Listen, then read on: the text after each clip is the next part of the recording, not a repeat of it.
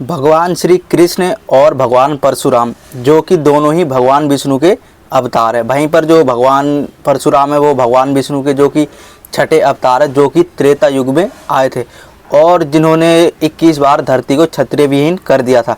और वहीं पर त्रेता युग में आप सबको पता कि भगवान श्री राम का भी जन्म हुआ था रावण को मारने के लिए। लेकिन जब द्वापर युग आता है तो उसमें द्वापर युग के जब अंत समय होता है तो उस समय में जब धरती पर ज़्यादा ही पाप बढ़ जाता तो जो भगवान विष्णु थे वो भगवान श्री कृष्ण के अवतार में आते हैं।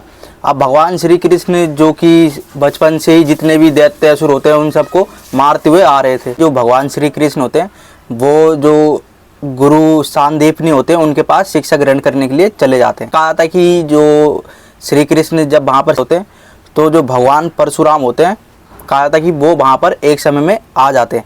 अब वहीं पर आप सबको पता है कि जो भगवान श्री कृष्ण थे उनकी भेंट जो कि सुदामा जी से भी होती है, वो उनके बहुत अच्छे मित्र भी बन जाते हैं। अब जो कि भगवान परशुराम जी जब वहाँ पर आते हैं तो जो सुदामा जी, बलराम जी और जो कि श्री कृष्ण होते हैं वो भगवान परशुराम को प्रणाम करते हैं। क्योंकि जो भगवान श्री कृष्ण होते हैं वो तो आप सबको पता है कि भगवान के रूप है और वहीं पर जो भगवान परशुराम है वो भी भगवान के ही रूप है। लेकिन जब वो प्रणाम करते हैं तो उस समय में तो जो भगवान परशुराम होते हैं वो उन्हें कुछ कहते ही नहीं है। तो जो महर्षि संदीपनी होते हैं वो सुदामा जी को कह देते हैं कि तुम जो परशुराम जी है उनके प्रबंध करो, उनके लिए अच्छा सा वो ताकि विश्राम कर सके। तो सुदामा जी तो वहाँ से चले जाते हैं। अब वहीं पर जो श्री कृष्ण होते हैं वो भगवान परशुराम से कहते हैं कि भगवान आपने हमें आशीर्वाद ही नहीं दिया। तो जो परशुराम होते हैं वो कहते हैं कि तुम्हें किस चीज़ की आशीर्वाद की ज़रूरत है वासुदेव, तुम तो स्वयं भगवान का ही अवतार हो और तुम्हें भी पता तुम आए किस लिए हो यहाँ पर।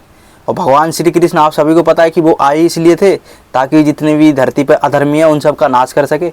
और जो कि आप सबको पता है कि पांडव के साथ जब अन्याय होता है तो जो भगवान श्री कृष्ण होते हैं उनकी किस तरीके से सहायता करते हैं और जितने भी अधर्मी जो कि कौरव पक्ष में चले जाते हैं अधर्म करने के लिए तो उन सब का वो नाश भी करवा देते हैं।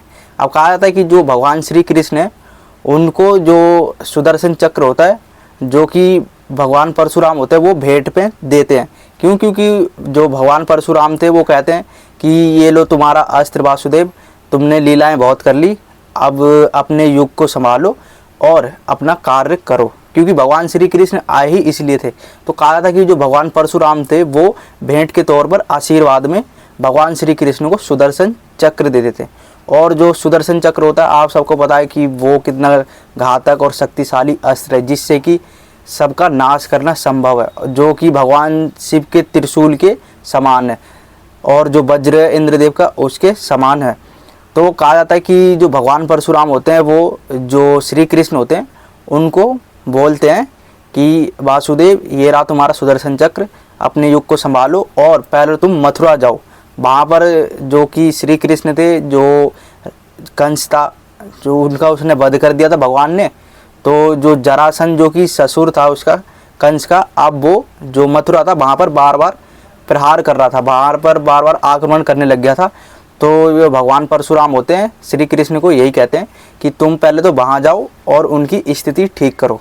अब कहा था कि जो श्री कृष्ण होते हैं वो जो कि मथुरा में जाते हैं तो जो जरासंध होता है जब बार बार आक्रमण करता है, इसी के कारण जो श्री कृष्ण होते हैं वो जो द्वारका होती है जो कि देवशिल्पी विश्वकर्मा जिसका निर्माण करते हैं वहाँ पर चले जाते हैं अपनी प्रजा को लेकर और वहाँ पर वो रहने लग जाते हैं।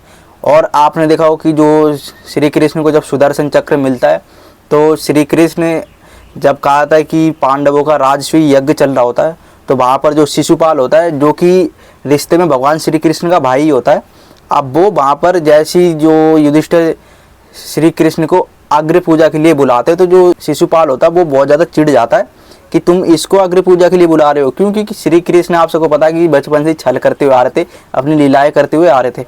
तो जो शिशुपाल था वो इस चीज़ से बहुत ज़्यादा चिढ़ जाता है, युधिष्ठिर को वो समझाने में लग जाता है कि किसकी तुम पूजा करते हो।